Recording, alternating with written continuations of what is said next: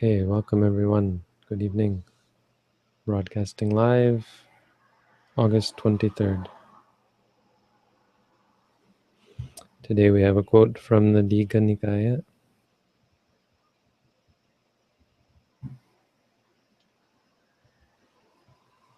Maybe the format we can use is to take a moment.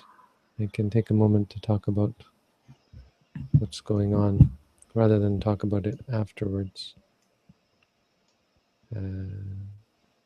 So give an update on how things are going.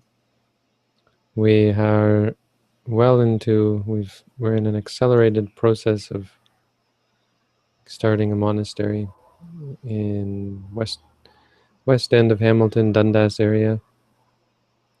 Today I made the final visit to the house. I just got back about an hour ago. And we're moving in on September 1st. It's final, or fairly final. And so September 1st, we will be taking over the house. That's about it. So we'll talk about this later. We're going to have a volunteer meeting at the end of this, so don't run away if you're interested in helping out. Robin's going to coordinate that, because for this to really happen and to be sustainable, we're going to need a group, and we're going to need some effort. We've set up a newsletter. We used to have a mailing list called Canada@sirimangalo.org, and people would get emails from that list. We never sent very many emails out, but that was around 2012. And so we've taken all those emails and we've unilaterally subscribed all those same people. Well, we just renamed the mailing list, actually. So now it's newsletter@sirimangalo.org. And those same people will be getting the first newsletter. Hopefully that's not a problem for anybody. And we've also started another mailing list called volunteer@sirimangalo.org. That will be the volunteer list. And that will be more of a interactive mailing list for volunteers. And the other one will be more of a one-way mailing list. Anyway, more about that in the meeting, right? Otherwise, not much happening around here. I gave a subway card to the monk who drove me today. He's very happy because he goes to school, studies English, and so I'm introducing them all to Subway sandwiches. And I know we talked about it, and Subway, I agree that Subway probably isn't the best choice because it is meat, and buying meat is probably problematic. So, yeah, better if there were a vegetarian alternative. But whatever, it's not like it's unethical to eat dead stuff.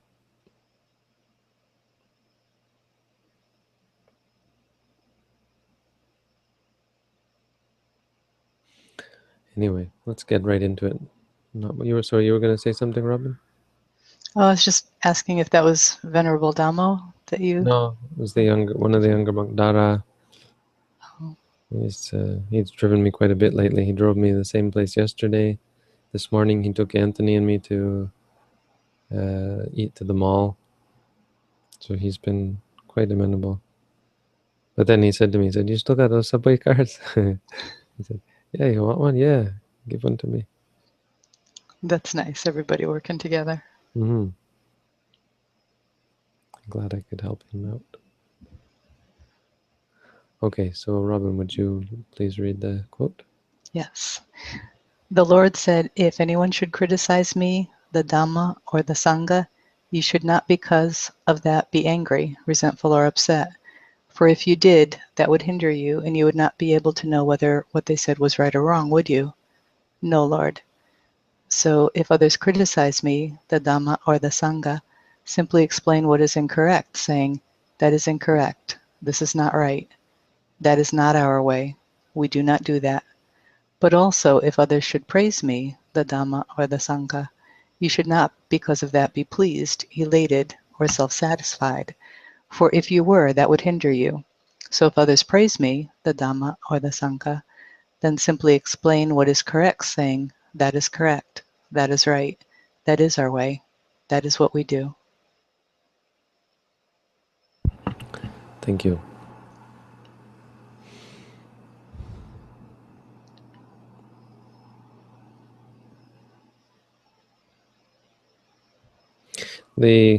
This is an awesome quote to keep in mind, no, when trying to spread the Dhamma, when trying to defend the Dhamma, trying to defend the Buddha, defend your practice. It's something that Buddhists from time to time ignore and take it as given that you should be prepared to work outside of the Dhamma to protect the Dhamma, and that's not the case. You can't. The Dhamma of the Buddha cannot be protected by breaking the Dhamma, by breaking away from the Dhamma. You think of these situations where Buddhists have tried violently sometimes to protect their countries more, but they say to protect their religion as well. And the idea is that the monks go along with it because the idea is that the religion would suffer if we didn't violently protect the monks and protect our culture, and keep people from other cultures from gaining power, etc., etc. And of course, it's great if we can do that. It's great if monks can flourish. It's great if Buddhists can flourish. It's great if our Buddhist culture can flourish. But it doesn't flourish through violence. And so what you see instead is the accusations of other people. Buddhists are like this. The name of Buddhist. Yes, you protected people and you protected activities, but you didn't protect the Dhamma. You have soiled the Dhamma. For the longest time, we would say things like, no war has ever been fought in the name of Buddhism. But I don't think that's true in just the past 30 years. No, less than that, right? The past maybe decade or two, wars and conflicts do seem to have been waged to try and protect Buddhism. So I would say in self-defense, I guess, is the idea, but it's not a very good defense. I don't really know what the answer is sometimes. Sometimes if people are besmirching the name of Buddhism, that's what's going on here. Here it's just simply criticizing. But what happens when you're actually attacking monks? It's much harder for us to be neutral and to keep to the principles of the Dhamma. Like in India, I wonder what really happened on the ground when the Muslim invaders came and killed all the monks. I wonder what happened in Cambodia when the communists came in, and what happened on the ground. What did the people do? There's resistance, and those resistance fighters are Buddhist. Tibet. Tibet, they fought back. In Burma, they're fighting against the Muslims, and I think they can say what they want, but a part of it is just a deep-seated dislike of people who are not Buddhist. Part of it is that whether it's justified violence or not. It's no violence is ever justified, is the point. And the deeper point is breaking the Dhamma is not the correct way. It's not the way. The point is you lose the Dhamma yourself. You no longer, yes, if you do that, maybe you protect something, but the Dhamma loses you. It loses your purity. You become worthy of criticism. Even just getting angry. I mean, this is the situation is you come to someone, you talk with them, they start to criticize Buddhism, you get angry, and immediately turn the person off, and they think, well, what the heck is this? You're the representative of this religion? Great, a bunch of angry people. They get the wrong idea about Buddhism, is the point. And the same with praise. When people praise the Dhamma, and then you get all puffed up, again you lose them. It's not impressive for you to gloat. It's not impressive to see people gloat. What's impressive is for people who are unmoved, who are truly not looking for praise and unmoved by blame. This is what's impressive about the Dhamma, is people who are unmoved by praise, blame, happiness, suffering, riches, poverty, um, fame and infamy.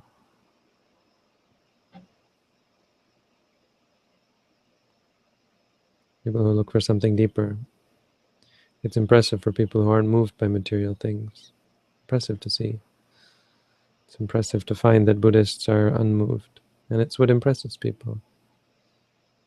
So you do an injustice to Buddhism, to the Buddhist practice, to the meditation practice. But he says something else here that's also interesting and a little bit more neutral, I suppose, is that you just wouldn't be able to tell the truth. How could you possibly um, represent? How could you possibly rebut the argument? If you're angry, your mind becomes clouded. How could you possibly give the proper response? How could you possibly convince the other person? And this is an interesting point in regards to debate. The most effective debate is one that's undertaken calmly, without getting upset. In a debate, the person who wins is the one who is unruffled, right? Well, Buddhist practice is perfect for training in that. When you train in the practice of meditation, your ability to debate, I mean, it shines through. The practice shines through in the debate. So the upshot of that is if you're getting angry during a debate, you're not really, you're not a very good representative of Buddhism.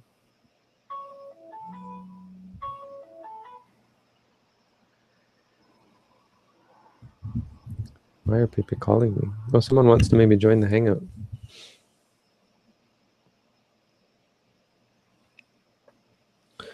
Calling me is no good. You have to get an invitation. And if I don't know you, you won't get an invitation. I'm sorry. I think that's kind of a rule. If I haven't seen you before, if we haven't met before, there's levels, and I think that's a good criteria. If we haven't met, then it's not like status symbol or something. It's not like pride or something.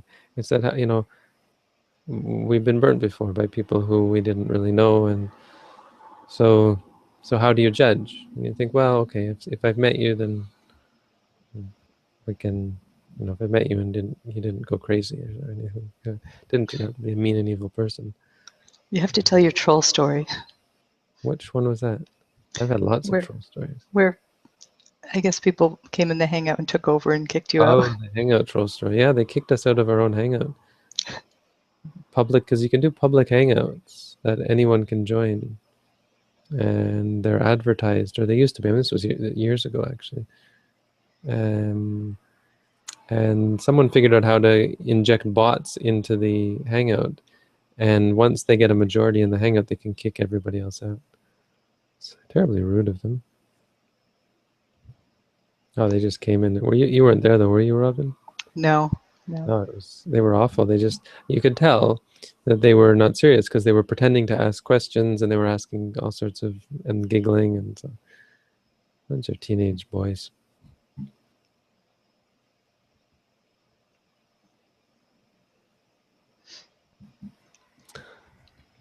So anyway, that's the quote tonight. Good one to remember.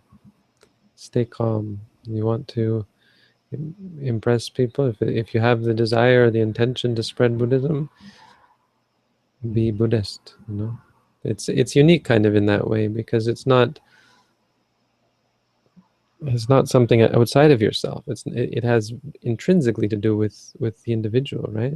It's not like believe in Jesus, where you could be any sort of person and still believe in X, right? In Buddhism, it's not like that. It's like become a good person, and well, if you're not a good person and you're saying that, it's hypocrisy, right?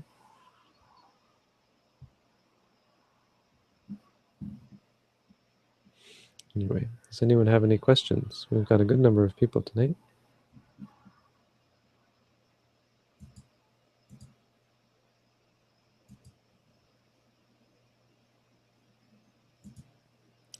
I'm just going to express my anumodana for people.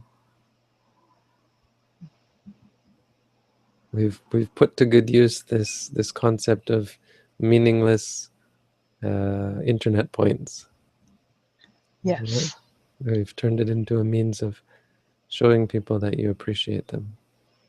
If you hover over it, it says anumodana. Well, thank you. I just realized I've been mispronouncing it all this time. I thought it was Anumodana. Anumodana. Anumodana. Because it's feminine, I think. So it's a long A. Anumodana. Okay. Anumodana. The emphasis would be on the O, though. Anumodana. Anumodana.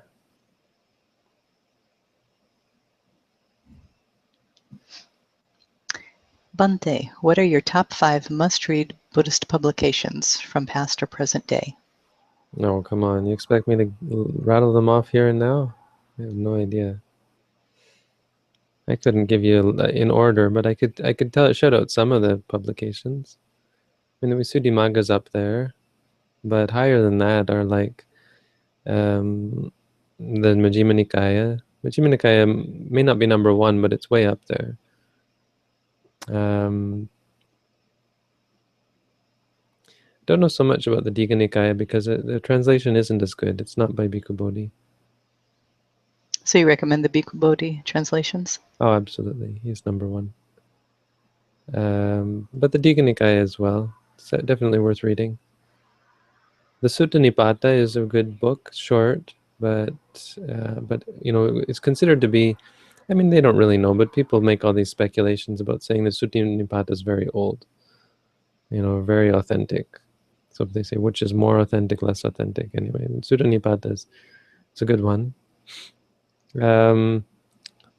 Other things like, and for different reasons, like the Dhammapada commentary. I cried when I first read the Dhammapada commentary. The Jataka commentary. Those are two bodies of literature that won't give you too much deep knowledge of Buddhism, but if you're looking for some light Buddhist reading there, and if you're the kind of person who likes, or not likes, but is okay with fantastical stories that are often way over the top, if you can suspend your disbelief and not try to read them for spiritual or for historical accuracy, they're great bodies. If you just look at them from the point of view of literature, if you were to do that, they're great works. But moreover, they give us a sense of Buddhist culture. There's a good book called In the Words of the Buddha or something by Nyanamoli. It's in the form of a screenplay. Nyanamoli, Words of the Buddha or something like that. And it was written in the form of a screenplay, and it's really interesting because he pulls sources in from everywhere. It's almost all just translations, but they're put together in such a way that they and then there's a narrator on top, I think, that he wrote himself, but the rest of it is just translations put together in such a way that it forms a cohesive whole. And I always thought if we could get enough people together to perform the screenplay, even just the voices, right? to do it as an audiobook with 5 or 6 voices. But we'd have to get people who are really good English. I mean, we're doing that now with the Visuddhimagga, but I think to do it and to have it publishable, presentable, we need to gather people whose English was really good and get them together. You wouldn't even have to get together because each person could record their own stuff at their own time. But you'd have to have a good English voice and good pronunciation. I don't know if I'd even qualify because I mumble a lot. But maybe we could get some of the people, like maybe Bhikkhu Bodhi would do that, be one of the voices. Do you think you would? He's very busy. If he wasn't so busy, I think actually it is a project that we could push him to.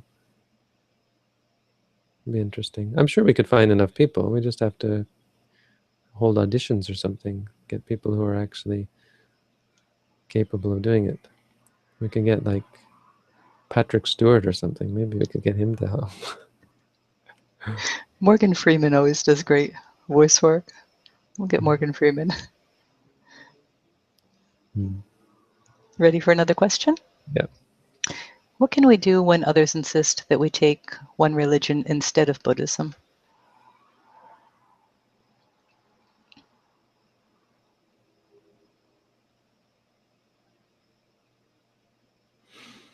When people insist, well, we can say thank you. You know what I do? I mean, many of you have heard this story, I think. Robin, you're a good judge. You'll be my litmus test. Have you heard the story of how I went to this church and asked them all sorts of questions? This is No. my story of okay, then there's a good, but some of you probably have heard it. I tell this story often. When I was in Los Angeles, big Thai temple, and like the Wat Thai of LA, this is where I was staying. And right down the road, there's Grace Bible Church or something like that. It's evangelical Christians. And so they were sending some some women over to teach English to the monks. There was a group of 4 or 5 of them, and someone mentioned to me that there were English teachers, and I said, oh, well, why don't you bring them over, and maybe they'd be interested in practicing meditation. If they're helping the monks, that's a great thing. Let's show them what we have to offer. But turns out they were just from Grace Bible Church, and I don't even remember, that's maybe not quite the name, but something like that. And all they wanted to do was, the whole idea was to convert people, was to pull people away from Buddhism. So they had no interest in meeting me. They came to meet me, but they were so cold. And the one who was the leader of the pack, I gave my business card out, and she said, we don't want your business card. We don't want your card. Not business card, my monk card, my name card. It's not a business card. It has my name, and I said, if you ever have any questions or you want to, it had my, I think, YouTube link or some link on it. So if you're ever interested. And they said, no, we're not interested. It was just like, boom, shut down. And we talked a little bit, and I tried to, just explain to them what we do and say, obviously if you're not interested, you're not interested, but this is what we do. And then they left. So I thought that was it. And then that night, the leader woman comes back with her leader man, her husband, and her leader children. And they're the leader family. They're like the iconic evangelical Christian family. And the kids are even spouting the same dogma. I mean, these kids are totally, if you were put a negative spin on it, you'd say brainwashed. But I'm not going to say brainwashed, but you get the idea. Basically brainwashed. And so we talked with them, and I asked the kids something, and the father said, it's okay, you can answer. And he answered stuff like just, I don't know, the kid was maybe 5 or something, or 7, 8, I don't know, 10 maybe. But we talked for a while, and I was being visited at the time by this kind of wacky Jewish, Hindu, Buddhist meditator. She wasn't really Buddhist, but she came to visit me, and we talked about meditation, and she did practice the meditation a little bit, but she was more into Hinduism. A good friend. And so she'd come, and we'd sit and talk in the evenings. And she happened to be there, so the two of us ganged up on these guys, ganged up on the husband, because the others were not really, the woman and the children were not really all that active, but she brought him because I think he's a pastor at the church, and he brought his big Bible as well. And we ganged up on him. And that's the wrong thing to do to Christians. Do not gang up on them. Do not attack them. Do not ridicule them, because you can do it. I mean, Christianity, honestly, I mean, this is speaking, in the confidence of this totally private conversation here. It's not something you'd say in public, but Buddhism is on a whole other level. Buddhism, and I can say that kind of objectively because Hinduism is also on a whole other level. If you're going to be theistic, a religion like Hinduism is so much more sophisticated as a theistic religion. Like the whole idea of God, it's not that Hinduism is different from Christianity and Buddhism is different from Christianity. Christianity is, I mean, what is it? What really are the teachings? Very, very, very little compared to the copious and in-depth. There's no comparison. Read the Majjhima Nikaya, read the suttas, and you see that it's just on a whole other level, really. I mean, it sounds kind of arrogant and conceited, and people will certainly take it that way, but as a scholar, my opinion is there's a huge difference between these religions. So you could tear apart these views and say, well, they're kind of, I think the word would be, what's the word? No, maybe it's not, but quaint, I guess. I mean, it's not the right word, but these views are simplistic, to say the least. I mean, you get some fairly simplistic views, put them together, and you've got a religion. Believe in Jesus, you go to heaven. Don't believe in Jesus, eternal hell. Not much more depth beyond that. A lot of old rules, but all religions have those old rules. Do this, and if anyone does this, we stone them. If anyone does that, we kick them out. Rules about castration or not about circumcision and all that. Cultural rules, cultural norms, and some platitudes. You've got Jesus saying some powerful things and the Sermon on the Mount and all that, but compare it to Buddhism or Hinduism, and it's really a whole other caliber. Order of magnitude is different. Anyway, don't do that. Don't say things like I just said, right? It does it because it's true. I mean, you can pick apart these arguments and they don't have much to answer, but it doesn't faze them. It doesn't affect them. So if someone comes to you with their other religion and is pushing their other religion on you, don't criticize them. Take this person as a human being. And this is really good advice when dealing with anyone. Know your audience and talk to your audience. You're not a voice recorder. Don't do what most religious people do, and that's repeat dogma. It didn't work, and we could see that it didn't. We won, and we were sitting there kind of feeling good, but inside I knew this wasn't, it didn't affect them. So it was kind of just fun. It felt like we were sharpening our knives. It felt like it was kind of practice for us. So she would say something and I would say something, but it wasn't fun. It wasn't really, in the end, it wasn't right, And so they left, and we thought that was it. Again, or it should have been it, but then, this brain, came up with something. And that night, when I was meditating, or the next morning, I said, no, and the next morning when I was walking on alms round, I said to myself, they came and visited us. So all's fair. Fair is fair. I should go visit them. And I went, walked barefoot, I think, down to their huge church that takes up 3 city blocks. And walked in the gate, went looking around, trying to find someone to talk to. And there was a big building, the first big building that I came to, actually. Looked in this glass door, and it was full of people.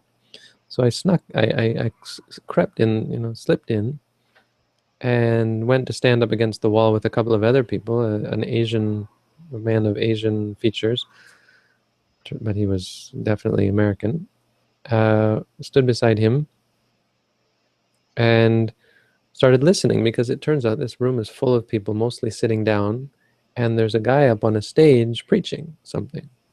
And so I started listening to him. As I started listening, this guy next to me handed me his Bible and said, "We're here." And it was this little Bible. And he even said, "You can keep that." He gave me his Bible, this little Bible with gold plating on it. What do you say? Gold plating? Gold, Edging? edging? And so I started reading what they were reading, and then I got bored of that, and so I started flipping, looking in the index for words that were of interest to me. Love. I looked up love, saw that God is love. And looked up a few things that were of interest, and then I slipped out. I didn't wait for the end of it, and I went to sit outside under a tree and started reading the Bible, or kept reading the Bible.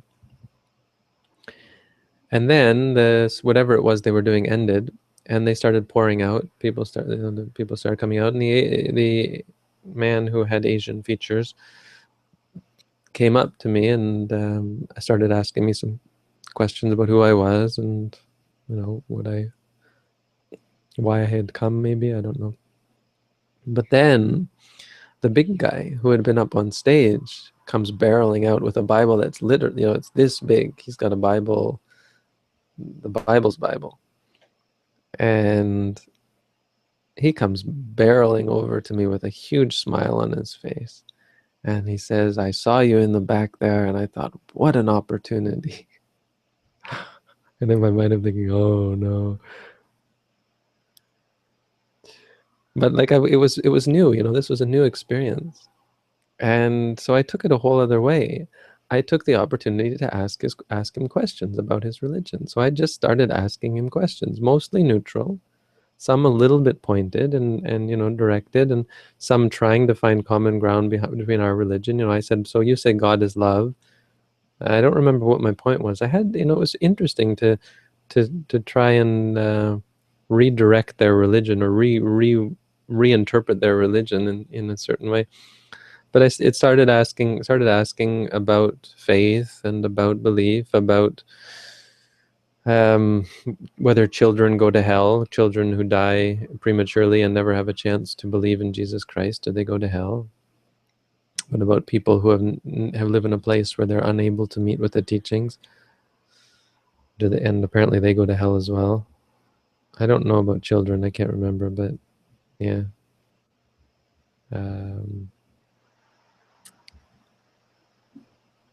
And then we got onto the idea of faith, and this is where it really, this manner of inquiry, because you see, that's what they want. What does he want from me? He wants an opportunity to expound. He wants to preach. So give it to him, let him preach. And the truth will come out. If you're objective and your mind is clear enough to catch what do you call it? A discrepancy, and see, my English, terrible. When something is incongruous, no. It's also been a long day, in my defense. Anyway, something that's wrong, something that they've said that's a mistake, they misspoke or something, or it's illogical, unreasonable. Then you can question them on it and say, well, doesn't that mean this, or not so, maybe so aggressive, but pointed in certain cases, and inquiring, and you force them to go over this, and they will feel when they come to a spot that is not reasonable, they will feel it. They will feel it challenge their faith. And if you make them go over enough of that, it's very difficult to keep the faith when you're spouting nonsense, right? When you're saying things that just don't make sense. So you don't have to, and you shouldn't be aggressive and pushy and you shouldn't appear to be attacking them. You should be giving them a chance to say what they're going to say. And if you do that, either A, their teaching is solid, sound, and based on the truth, or B, it's going to shake them up. And that's what it did with this guy. This guy was, the conference turns out, this talk that they were having turns out to be all the pastors from the whole greater Los Angeles area, maybe, or, I don't know, I didn't get details, coming together. These were pastors coming together to listen to the super pastor who had come down from San Francisco. That's where this guy was from. He said he's there to teach the pastors. And he was wavering. I got him to waver. And I felt it, but, you could tell that he was just, preaching, and it really felt like he didn't even believe any of this stuff, but it was his job to push it on me. And that's what it felt like as a Buddhist who, feels much, I would say, much more comfortable in the teaching. But then the kicker was talking about faith. And I said, and he said, if you have perfect faith in Jesus Christ, it never wavers. And so I said to him, does your faith ever waver? And I could feel him waver. I don't know. I mean, I'm not psychic or anything, but you could just, how you get this sense, like it was like his whole being, if he had a soul, it would have gone like this. And then he said, I have to say it never has. But I got him, just with that one question. It was like a build-up. If I hadn't even been trying, but it just built up until I hit him with that. And I can't, it's not like feel proud of that or anything, but it was an experience for me to go through this, and to really lead him to his own undoing. And it felt like, I mean, I'm sure he's still a pastor of pastors somewhere, but it was an example to me of really proper etiquette. This is how you approach people, and this is what went on. I mean, a part of it, I guess, is taking the example in the Tipitaka. You've got this text here, right? And don't go about trying to promote, chest pound. It's not about promoting yourself and belittling others. It's about coming to the truth. If what we teach is wrong, we want to know it as much as you do. Yeah. People don't listen when you try to be harsh or shout them down. But what you did, that at least he listened, at least for that moment. He probably later decided you were the devil trying to make him waver. But that experience for him has to change him. I mean, it wasn't a big deal. I don't know how big of a deal it was for him, but if he gets that enough, if people get that, and certainly a pastor of pastors, I doubt he's going to be reachable. But you've weakened that, sort of overconfidence that he had. He was way overconfident. It was like a making up for his own doubts, his own, it's over the top. And that's another thing about spreading the teachings, because if you're very charismatic, you can sell ice cubes to Eskimos. Ice to Eskimos. So it works. That works when you're super confident, but it's not sustainable, and it comes back to bite you, because it works on the first person, and when you're not able to keep it up, because confidence that is not grounded in reality, that's not simply the confidence that comes with knowing you are right beyond any doubt. It's hard to maintain. This is another reason, this is my theory, is of why some religions are so keen to promote their faith, because it's hard to believe, and belief, the best way to keep belief is to find some way to cultivate the confidence needed to believe something that has no rational explanation, or there's no rational basis. And one of the great ways to do that is to push it on other people, right? When you're talking about it, and when you're making effort to cultivate this confidence and this certainty that you don't really feel normally, it bolsters your confidence. And then when other people agree with you, when you can manage to get them to agree with you, boy, does that boost your own confidence, right? And then it's like a drug, and you have to keep getting it. And so proselytizing becomes an addiction. It's my theory. Super faith can overcome any logic. Might have to go through the remaining questions a little quicker just so we have time for our meeting. Oh, we're late. When was the meeting supposed to be? 9 minutes ago. Okay, let's go But through them. yeah, I think we've got some questions that What can do you call probably go this? pretty quickly. Go The, ahead. what do you call them? The bullet dancers or something? There's something. Okay. Shotgun round? What's it called? Go The ahead. most important gift that Buddhism has given you. I can't talk about myself. Next question. Okay. Do you think it would be beneficial for someone without access to a teacher to study the stages of insight knowledge? My teacher said it will actually hurt you. He had quite strong language, but he can be somewhat traditional at times. So, but he's an awesome. He's the best. He's number one. He's who I look up to as my number one source of truth, besides practice.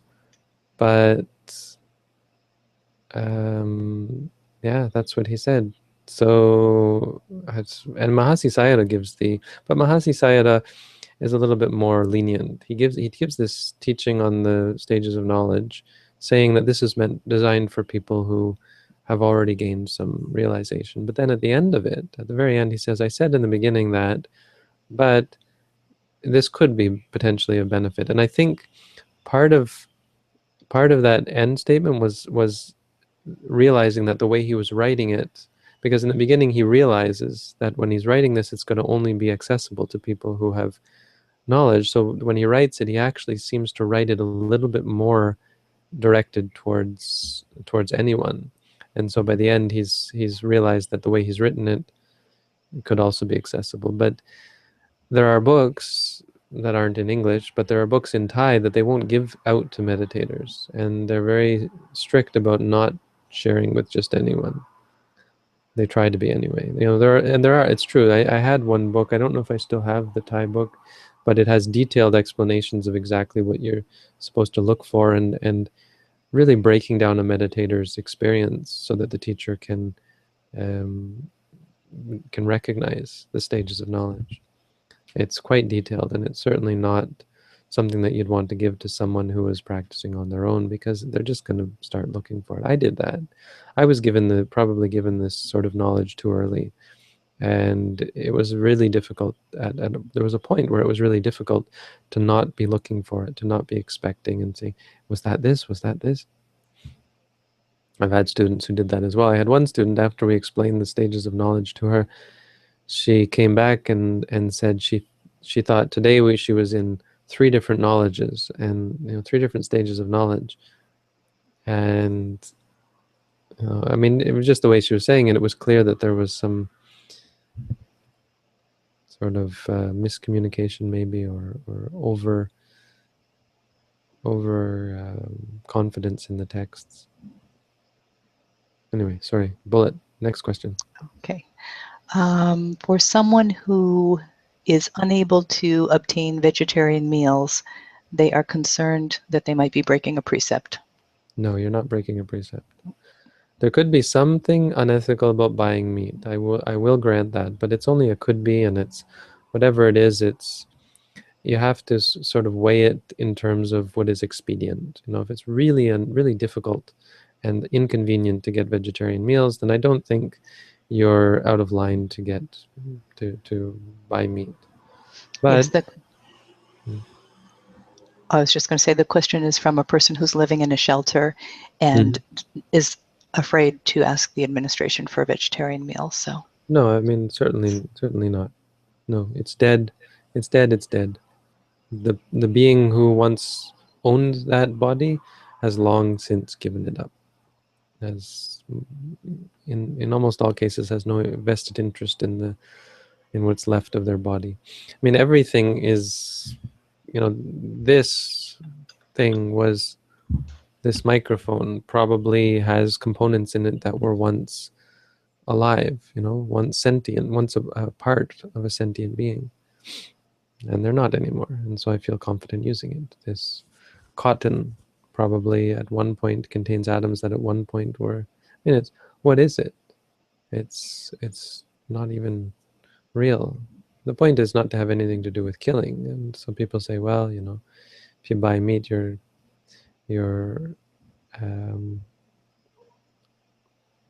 encouraging killing. But anyway, it's too big of a topic to get into. No, you're not breaking a precept. Don't worry about it. Much more important things to worry about. And let's see. Last question. What does Buddhist philosophy say about the role of faith in the practice of enlightenment? Faith must be balanced with wisdom. If you have lots of faith but no wisdom to back it up, it's like a boat without a rudder or without a centerboard. If you know anything about a keel or a centerboard, that there's this interesting thing about boats is you'd think a boat would just, because of its shape, it would just go straight, but it doesn't. A sailboat will not go straight. A sailboat will go sideways unless it has a centerboard. And it's just this little board that goes down that keeps it going straight. Wisdom is like that. With faith, you can go, but you don't know where you're going. Without any guide, how do you know which to believe in, right? Without any wisdom.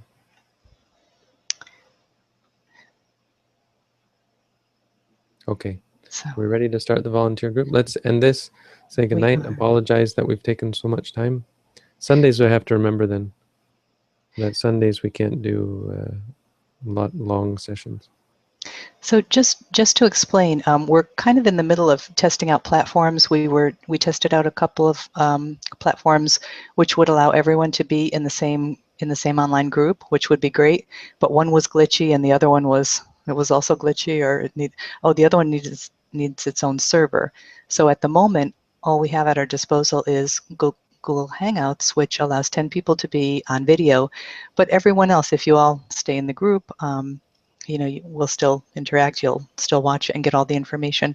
And hopefully by next week, we'll have something a little more formal How figured about we out. do it like that? Do you have a list of people who are ready to join the Hangout already? Yes, I 10 do. people? 8 people? 9 people. 9 people? Yeah. How do we do that? There's already 2 of us, or should I get out? Oh, no, that's including us. Oh, 9 people. Okay, so we have one more Yeah. space. First person to give us their email address in the chat box gets to be the 10th person. How about that? And and the other thing is it's going to be live. Don't everybody jump all at once, because it's going to be live. So you have to be willing to, be out there. Be like I am, just here live. But we'll get this started up. But don't go away. Just hang in there. And It's going to be, the other thing is it's not going to be at my YouTube channel. It's going to be at the new Sirimangalo International YouTube channel. So Robin is going to put a link to it. You can just put a link to the channel. I think it comes up at the top. But you can put a link also to the Hangout itself. But we're starting a new channel that's going to be for our organization. It'll be far less entertaining, I think, but far more useful. No, useful in a different way. Yeah, so just be focused on the volunteer. Okay, awesome. So if it takes a moment for me to get this going, forgive me, it's new to me, but I will be back in just a moment. Okay. Thank you, Bhante. See you in a moment. Thank you, Robin. And we're going offline.